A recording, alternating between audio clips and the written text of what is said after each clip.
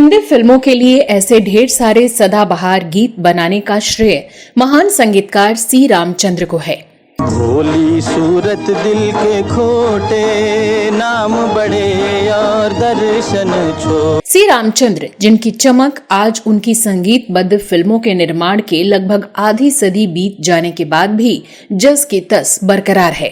गोरे गोरे ओ बाके छोरे, कभी मेरी गली आया करो। हिंदी फिल्म संगीत के मधुरतम दौर के संगीतकारों में सी रामचंद्र की गिनती सबसे महत्वपूर्ण संगीतकार के तौर पर होती है। दिल लगा कर हम ये समझे जिंदगी क्या चीज। 50 के दशक में जिन प्रमुख लोगों ने फिल्मी दुनिया में सुरीलेपन का दौर सृजित किया, उनमें सी रामचंद्र जैसे संगीतकार की भूमिका सबसे अधिक है। कितना हंसी है मौसम, कितना हंसी सफर है साथी। उनके गीत आज भी संगीत प्रेमियों की जुबान पर हैं, लेकिन जब इस संगीतकार की धुनों को स्वर कोकिला लता मंगेशकर की आवाज मिली, तब मानो संगीत की दुनिया में चमत्कार ही हो गया। बलमा बड़ा नादान रे, बलमा बड़ा। संगीतकार सी रामचंद्र और गायिका लता मंगेशकर की हिट जोड़ी ने दर्जनों कालजयी गीत दिए। जिंदगी है बेवफा। एक समय सी रामचंद्र लता मंगेशकर के अलावा किसी और गायिका से कोई गीत नहीं गवाते थे, लेकिन एक समय ऐसा भी आया जब दोनों ने एक दूसरे का नाम लेना भी बंद कर दिया। इस वीडियो में मैं आपकी दोस्त और होस्ट श्वेता जया बताने जा रही हूँ कि आखिर जो रिश्ता इतना करीब था वो इतना दूर कैसे हो गया। तो आप बने रहिए हमारे साथ।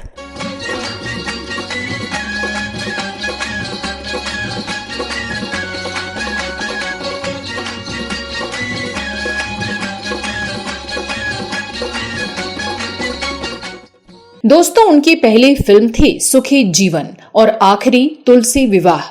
संगीत की दुनिया में लता मंगेशकर और सी रामचंद्र का साथ 1949 से 1958 तक था। इस दौरान इस जोड़ी ने कई दर्जन हिट गीत दिए।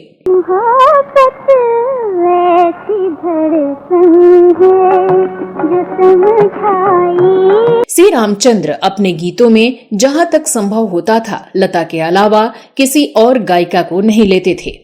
लता के साथ उनके हिट जोड़ी बनने के बाद दोनों की नजदीकियों की बातें भी होने लगी थीं। हालांकि लता ने इस बारे में कभी खुलकर नहीं कहा, परंतु बताया जाता है कि सी रामचंद्र के व्यक्तित्व से लता बहुत प्रभावित थीं और उन्हें पसंद भी करती थीं।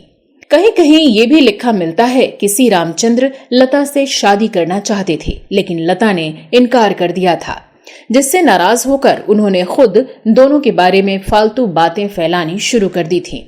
इसके बाद से लता ने सी रामचंद्र से बात करना बंद कर दिया, जबकि कुछ बातें इससे उलट मिलती हैं। एक इंटरव्यू में सी रामचंद्र ने कहा था कि लता उनसे शादी करना चाहती थी, परंतु उन्होंने इनकार कर दिया क्योंकि वो पहले से शादीशुदा थे।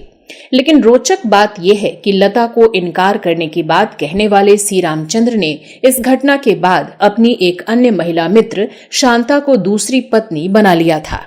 1958 में सी रामचंद्र के साथ व्यवसायिक रिश्ते खत्म कर लेने के बारे में लता ने एक इंटरव्यू में कहा था कि एक रिकॉर्डिस्ट इंडस्ट्री में मेरे बारे में उल्टी सीधी बातें फैला रहा था और मैंने सी रामचंद्र से कहा कि उसे हटा दें, परंतु वो उस रिकॉर्डिस्ट के साथ काम करने पर ही अड़े हुए थे।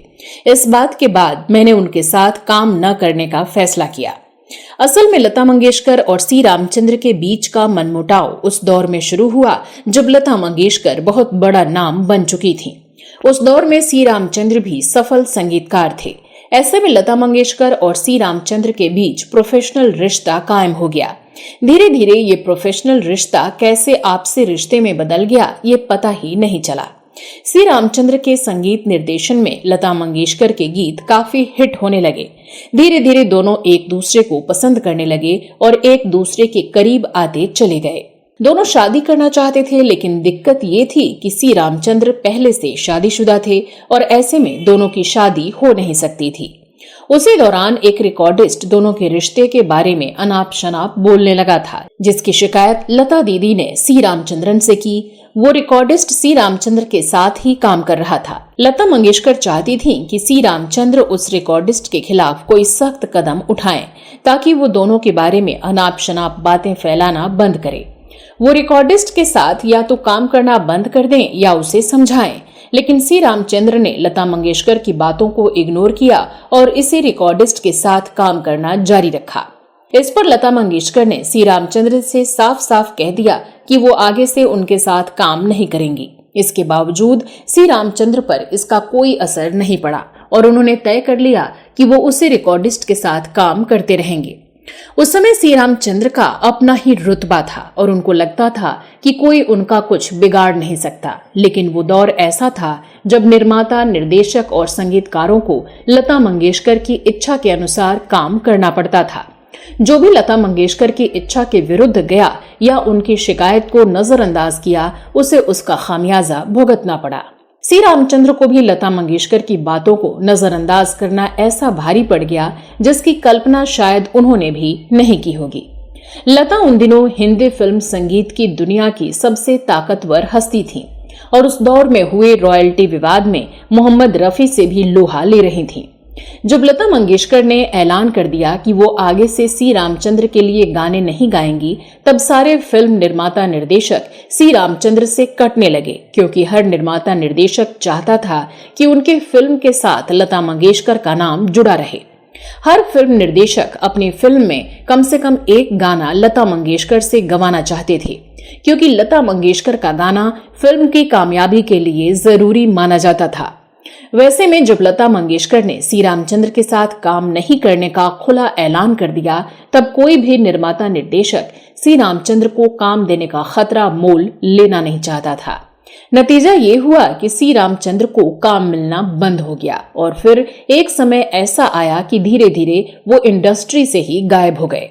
इस तरह से प्यार के एक अफसाने का बुरा अंत हो गया। दोनों एक दूसरे से बात करना, यहाँ तक कि एक दूसरे का नाम लेना भी पसंद नहीं करते थे। फिर आया 1963 में तैयार गीत ऐ मेरे वतन के लोगों, जिसमें एक बार फिर दुनिया ने लता और सी रामचंद्र की जोड़ी के जादू को देखा।